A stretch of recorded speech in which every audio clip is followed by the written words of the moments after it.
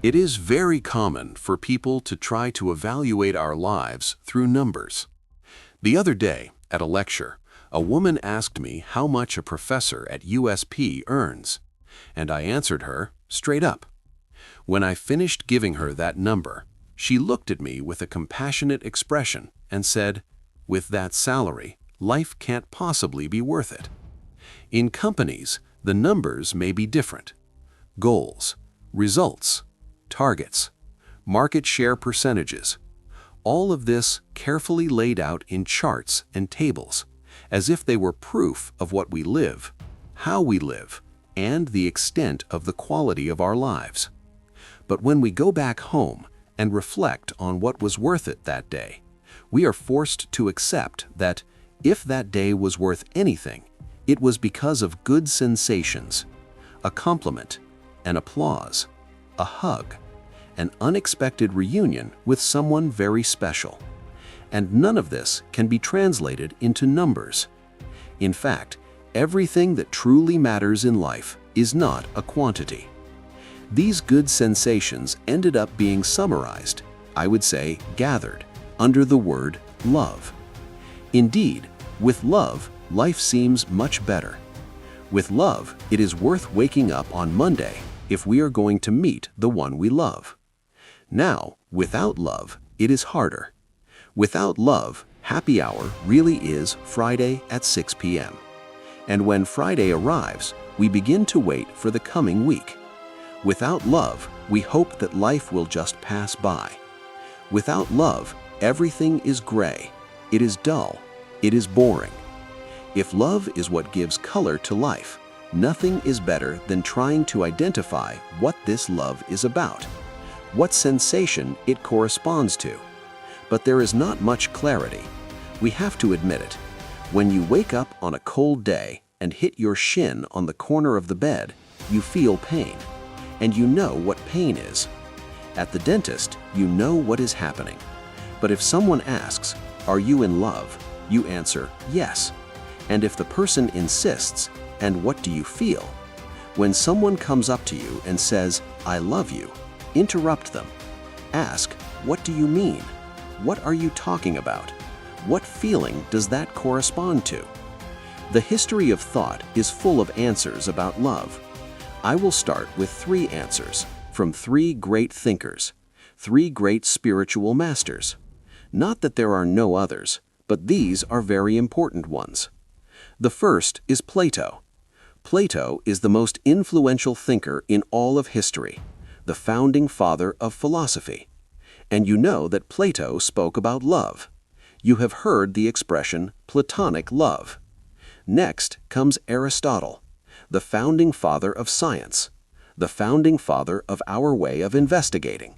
And finally, Christ, the founding father of our culture and our civilization, and God for many of us. Plato defines love in one of his dialogues. And in these dialogues, almost always, Plato lets a master figure speak, Socrates. And in the Symposium, a dialogue about love, it is no different. Plato lets everyone speak, and in the end, Socrates speaks. And Socrates defines love in the Symposium, a definition that crosses the centuries. Of course, Plato never used the word love. He did not speak Portuguese. In fact, Portuguese didn't even exist. Plato spoke Greek, and in Greek, love is eros. Eros. You know this word. It is at the root of many words in our language: eroticism, erotic, eros motel, eros drive-in, eros nightclub. Eros is part of your life. So, eros. The definition is simple. To love is to desire. Period. See? Nothing dramatic. Love and desire are the same thing. You love what you desire. You love whom you desire. You love with the intensity that you desire. And you love while you desire. The bad news, of course, is this. If desire has ended, it's because love has ended as well. Love and desire are the same thing. Well, at this point, the question is obvious. If love is desire, what is desire? Desire is lack, says Plato. Desire is the pursuit of what is missing. Desire is for what we do not have and want to have, for what we are not and want to be, for what we do not do and would like to be able to do. Now you have the complete equation.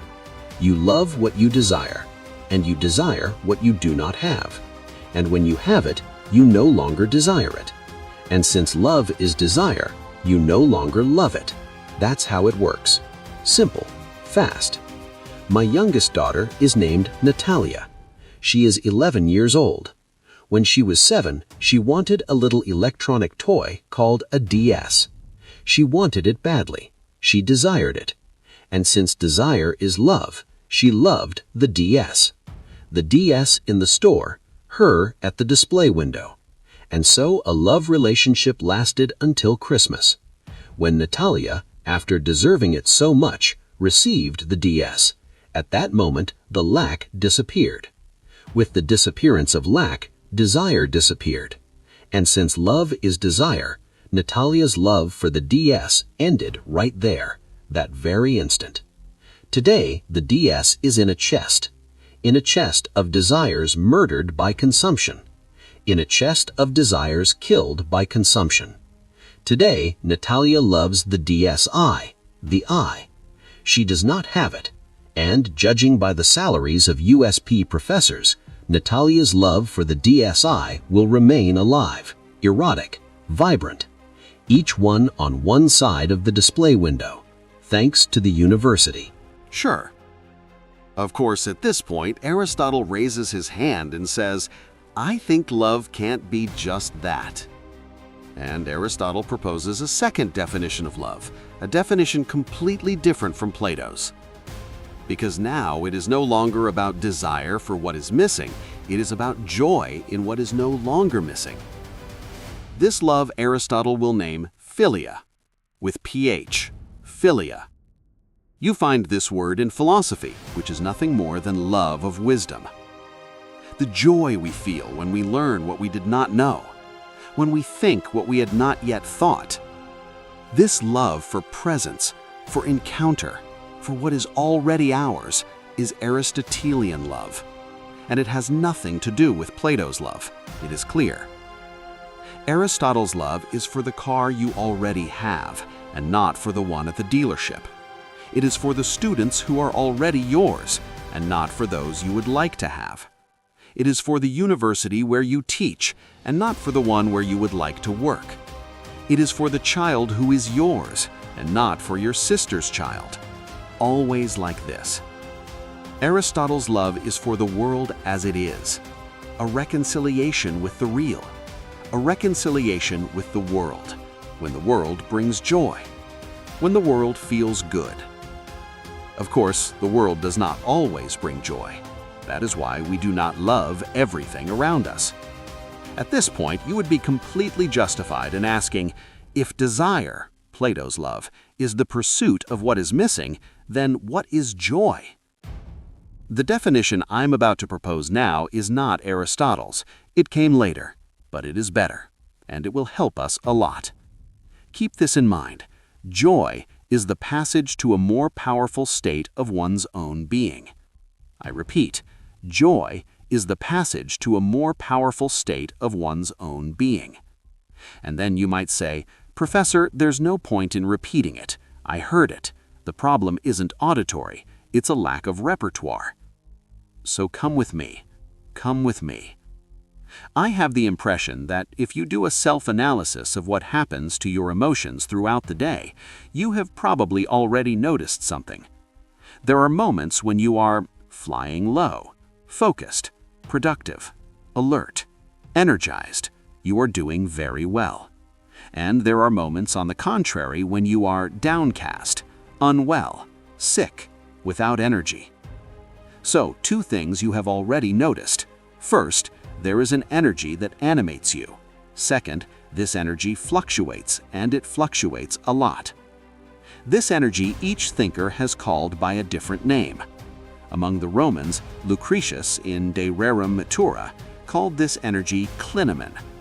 Hobbes in Leviathan, around the year 1600, called it conatus. Schopenhauer spoke of will, Freud of libido, Bergson of élan vital. Clovis de Barros, I call it passion for life. This energy that animates you and that fluctuates. Of course it fluctuates. Spinoza, the author of the definition of joy, calls this energy the power to act. Do not forget this, power to act. What is most important in you is your power to act, and therefore, joy is the passage to a more powerful state of one's own being. For example, when I wake up at 5 in the morning, I wake up feeling terrible. It is a tremendous effort to get out of bed. There are people who wake up singing.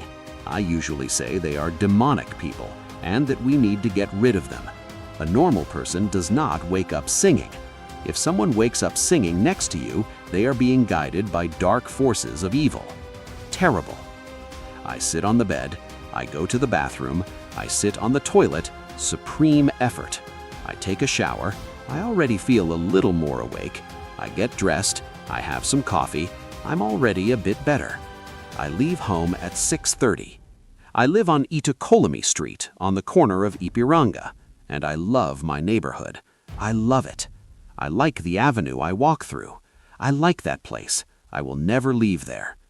And then there is something good. There is no traffic. 6:30 in the morning. I go down, pass by Pacaembu, go up behind it, via Madalena Cemetery, Panamericana Square. This is a route I learned years ago. I never forgot it, neither the route nor the person who taught it to me. I arrive at the university campus. It's fantastic. Large green areas, open spaces. 7:30, the students begin to arrive, and I begin to speak. And I'm going to tell you something. I love my class. I love what I say. I love listening to myself. It's impressive how fascinated I am by what I myself say. It's impressive how well I understand when I myself explain. It's impressive how fascinated I become when others speak. Someone might say, "Professor, you are an unbearable arrogant." It's possible you are right, but one thing needs to be clear. You are going to have to put up with yourself until the end. You will be a spectator of yourself, an observer of your own conduct, until you die. It is much better to be fascinated with yourself, because if you are fascinated with yourself, wherever you are able to be fascinated, just by talking to yourself. Imagine that you are alone at Santos Dumont Airport, a dreadful scene, waiting for a flight, not knowing if it will rain or not. If in order to feel joy you need a bottle of Veuve Clicquot 1968 Rosé served by who knows who, you will not have that there. Now, if you start talking to yourself and you begin to laugh, look, you begin to have a better life in the most unlikely places. So be fascinated with yourself. You are fascinating. I am sure of that. Professor, I don't find anything I do amusing at all. Then change. Go do something else. Because there will always be something that can be an object of your fascination within yourself. And then something beautiful happens. At 10 o'clock in the morning, I am on top of the desk shouting. And you ask, what happened between 5 and 10 in the morning? Answer, joy. The passage to a more powerful state of one's own being. And why of one's own being? Because this doesn't work for everyone. This is not self-help. It is not a formula. It is not a universal recipe. This is just my life. It is not a rule for joy. It is not an existential standard. It is not my joy, Professor. Of course not. Go look for yours somewhere else. Don't you have a way of living that brings joy to everyone? No, I am not a guru. You like gurus. The guru almost always comes from far away, with a microphone, with swagger, and then leaves quickly right after handing over the recipe. Because the recipe doesn't work. If there was a happiness formula that worked for everyone, we would already be living that way. But fortunately, there isn't. Because what brings joy to one person does not necessarily bring joy to another. And because of that, we remain free. free to seek a path that no one has thought of yet, and that is wonderful. So, we arrive at the third great master. If Plato spoke to us of love as desire, and Aristotle spoke to us of love as joy, Christ will speak to us of something even more unsettling. Christ will speak of love as ethics. And notice, this is not about religion. This is not about dogma. This is not about mandatory faith. It is about a radical proposal for a way of being in the world. Christ does not speak philosophical Greek. Christ speaks Aramaic. Christ speaks to fishermen. Christ speaks to ordinary people. And when this love appears in the texts, it receives a different name. It is not eros. It is not philia. It is agape. Agape is a strange kind of love because it is not born of lack and it is not born of the joy of presence. Agape does not desire. Agape does not expect a return. Agape overflows. It is the love that does not ask, "What do I gain from this?" It is the love that does not ask, "Does this bring me joy?" It is the love that simply says, "I do it because it is right." Christ will say things that are absurd from the point of view of Plato's world. He says, "Love your enemies." Well, this is a philosophical scandal, because no one desires an enemy, and no one feels joy with one. So why love? Because love here is not a feeling. It is an ethical position. It is a decision. It is a conscious choice not to return to the world the violence that the world offers you. This is where things get serious, because Plato explains consumption very well. Aristotle explains personal fulfillment very well. But Christ is concerned with something else: how to live together, how not to turn the world into a permanent battlefield. Christ realized something very simple and very profound. If you only love when you desire, you become a slave to lack. If you only love when you feel joy, you become a slave to circumstances. But if you learn to love as an ethical choice, you become free. Free from reacting automatically. Free from returning offense with offense. Free from living in reflex mode. Agape is the love of someone who does not outsource their own humanity. And here a fundamental word enters: responsibility. Responsibility for what you do with the world. Responsibility for what you do with yourself. Christ is not saying that you must like everyone. He is saying something more difficult. Do not let the hatred of others define who you will be. This is deep self-knowledge because it requires you to observe yourself. It requires you to perceive where impulse ends and where choice begins. Plato showed us that desire moves us. Aristotle showed us that joy strengthens us. Christ reminds us that we will not always be desiring, and we will not always be joyful, and even so, we will still be responsible for the way we act. This is where ethics is born, not as an external rule, but as internal consciousness, not as a commandment, but as lucidity. And now see how everything fits together. You will continue to desire things. That is human. You will continue to seek joy. That is healthy. But the decisive question is another. Who do you become when things do not turn out the way you wanted? That is where you come to know yourself. That is where you discover whether you live only reacting or whether you have learned to choose. Self-knowledge is not looking inward on a comfortable cushion. Self-knowledge is perceiving how you act when you are contradicted, when you are frustrated, when you are hurt, when you are ignored. If you are able in those moments not to lose yourself, not to abandon your values, not to give up your dignity, then something very important has happened. You have stopped being merely driven by desire. You have stopped depending only on joy, and you have begun to act from who you have chosen to be. That is freedom.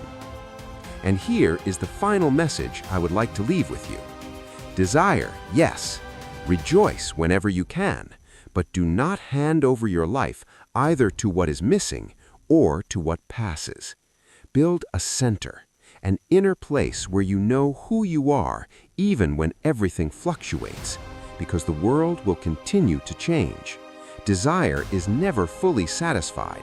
Joy is never permanent, but you can be.